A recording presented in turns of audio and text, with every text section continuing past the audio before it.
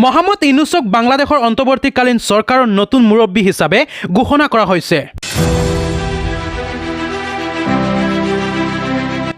Nobel বিজয়ী মহম্মদ ইউনুছক বাংলাদেশৰ নতুন চৰকাৰৰ মুৰব্বী হ'ব। বাংলাদেশৰ ছাত্ৰ নেতা আৰু সেনা প্ৰধানৰ বৈঠকত এই বিষয়ত সিদ্ধান্ত গ্ৰহণ কৰিছে। বাংলাদেশৰ অন্তৰ্বৰ্তীকালীন চৰকাৰৰ সমগ্ৰ দায়িত্ব অৰ্পণ কৰিব নোবেল বিজয়ী মহম্মদ ইউনুছে। যেতিয়ালৈকে বাংলাদেশত সাধাৰণ নিৰ্বাচন অনুষ্ঠিত নোহোৱালৈকে বাংলাদেশৰ প্ৰধান মুৰব্বী হৈ থাকিব মহম্মদ ইউনুছ। শ্বেখ হাছিনাৰ লগত সুসম্পৰ্ক থকা সকলো সেনা বিষয়াকো পদচ্যুত কৰা হৈছে।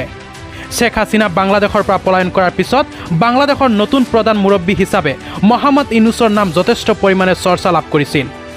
মঙলবাৰে নিশা অনুষ্ঠিত হোৱা বৈঠকত ৰাষ্ট্ৰপতি মহম্মদ শ্বাহাবুদ্দিনে নোবেল বিজয়ী মহম্মদ ইউনুছক বাংলাদেশৰ নতুন প্ৰধান মুৰব্বী হিচাপে সিদ্ধান্ত ঘোষণা কৰে। News desk report জানজুলাই।